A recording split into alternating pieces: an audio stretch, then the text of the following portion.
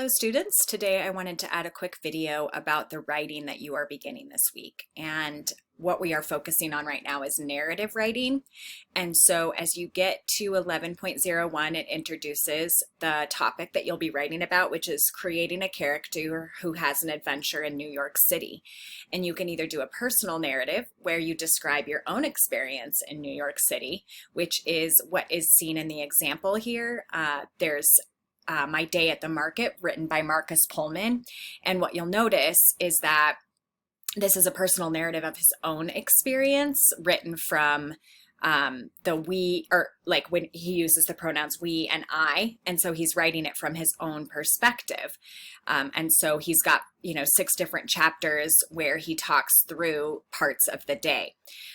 Yours obviously doesn't need to be that long, but the goal is that you create a character who moves through a plot line in a narrative where there's a beginning, middle, and end, and then you're really using your 5 senses and dialogue to help the reader make a movie in their mind. So you're not writing it like a summary of the events. What you're doing is you're actually giving the reader a little seed, right? Instead of a big watermelon where you just write a summary of this big event that happened, you narrow down and you start to use all 5 senses. So as you can see in chapter 1, they set up the setting, the characters, introduce those things, right? They don't jump in assuming that people understand what's already in their brain. You have to put everything that's in your brain onto paper in the setup to give the reader the context of where they're at, who's there, why are they there, what are they about to do, and the what of what happens begins to be that plot line.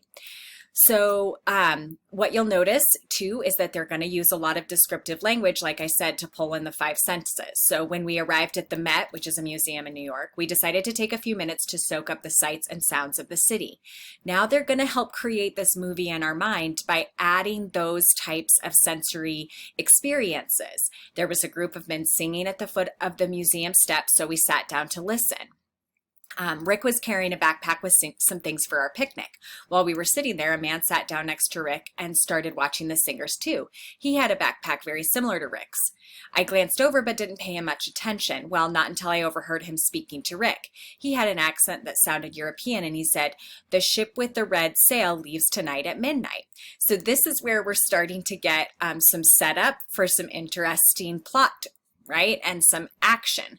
But rather than just saying a summary, we're getting a play-by-play of the sounds, the sights, what's going on here, so that we see it like a movie in our mind. And you have to assume, like always, that your reader has 0 context. They don't know anything. And so what's in your brain has to make it onto the paper so that it ends up in their brain, using all 5 senses, making sure you give a lot of context, and giving it a breakdown of what we would have actually saw, and showing what happened rather than telling what happened, like a summary type of writing. So reading this is really going to help you understand what a narrative should look like. We're also going to do some brain mapping with a mind map. Now, you're going to look at the ideas that you write down about New York City. So this could be things from your background knowledge, or you could do some research. And from that, you are going to answer these 3 questions to zoom in on a topic to cover. And so that will meet that prompt, which is here. 6 of 10, it says in this module, you will write a New York City adventure story of your own. So here is the prompt. Imagine being in New York City and exploring all the city has to offer. Write a story about a character's adventure in New York City. So you're going to choose one thing to zoom in on for that character to share in the story, in the narrative. Now, what's a little confusing here, so when you do your mind map, those are the types of things that you're just letting your brain kind of think of all the things you already know about New York City, or you could do a little research about New York City and add that to your mind map. But then do be aware that what's actually submitted in this is you have a quiz, and then even later on in the next week's lessons, you pay attention to where you submit what for the narrative.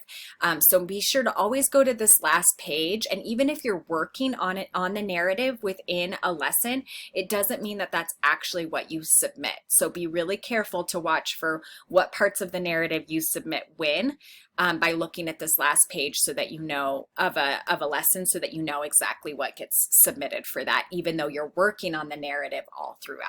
All right, so if you have any questions, please join my lab times and we can work through the narrative together, but that should help give you a quick overview of some of the things you're going to be looking for and working on as you move forward on the narrative over the next couple of lessons.